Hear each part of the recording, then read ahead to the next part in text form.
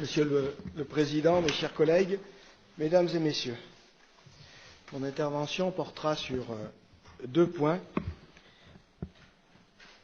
Lors de la session du 27 juin 2016, j'avais alerté Monsieur Laurent Touvet, ancien préfet de l'Ain, sur les difficultés rencontrées par les collègues de Bellegarde-sur-Valserine et plus largement sur l'ensemble du département par la suppression des classes bilingues, plus particulièrement pour Bellegarde, donc la disparition de la zone d'éducation prioritaire et du réseau de réussite scolaire, suppression due à la nouvelle politique de la ville.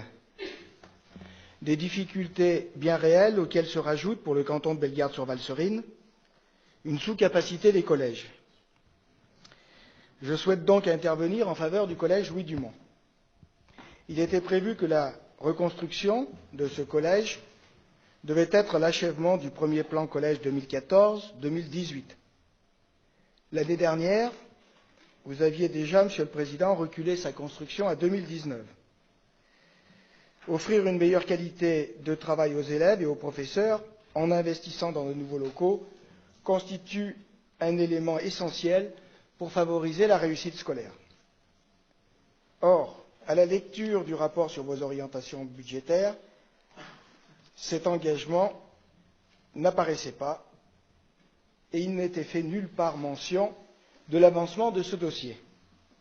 Vous vous contentiez de dire « le département poursuivra le déploiement du plan collège ». Ce dossier ne peut subir plus de retard.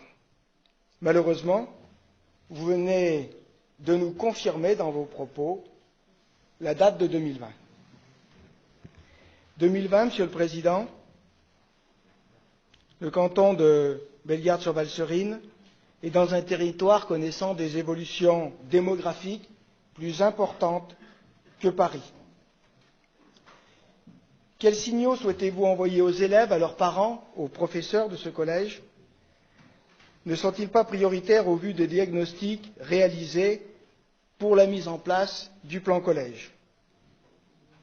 Ce dossier entre à minima dans deux des critères ambitions que vous venez de nous rappeler, les grandes infrastructures et l'éducation, indispensables pour fédérer notre société, avez-vous dit, et je vous suis à 100% sur ce thème. Le collège Louis Dumont ne mérite-t-il pas d'être, comme les autres collèges du plan collège, en capacité d'offrir des conditions de travail et de vie scolaire standards, ce qui n'est plus le cas aujourd'hui, y compris en termes de sécurité. Le collège Saint-Exupéry se trouve de fait également sursaturé.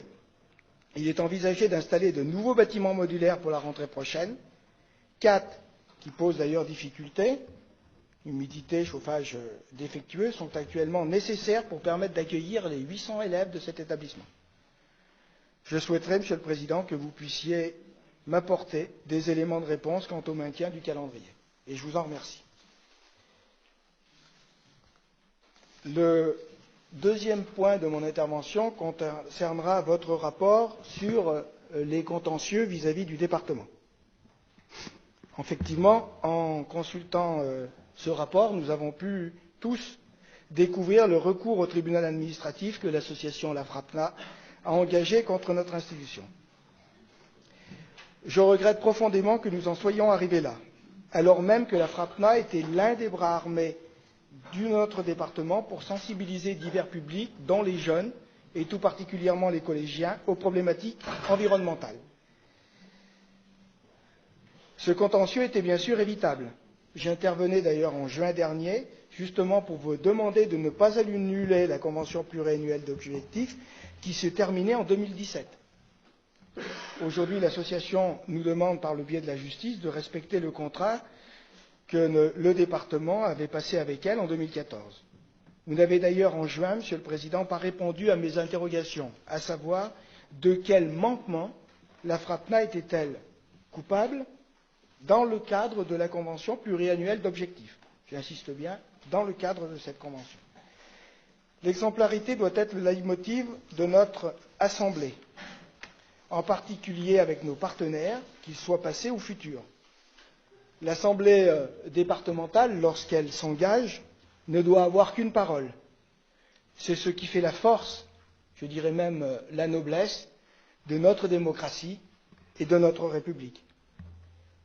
Car la subvention qu'elle touchait était bien due au regard des actions que l'association portait pour le compte du département.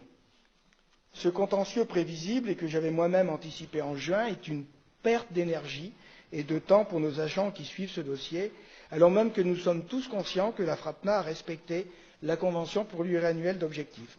Les autres griefs que vous pointez contre elle étaient d'un tout autre niveau et relevant de décisions politiques, comme par exemple le fait de ne pas reconduire les missions de l'association après 2017.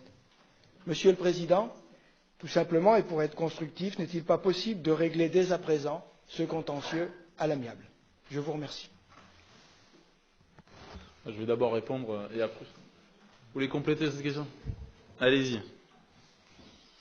Oui, Monsieur le Président, merci beaucoup. Je voudrais simplement compléter, puisque sur le plan collège, j'avais effectivement prévu de vous questionner, de vous demander quelques éléments d'information. Donc, moi, j'ai découvert que le collège de Louis Dumont ne serait reconstruit donc qu'en consultant le magazine du département de l'Ain en page 16, puisque c'était mentionné.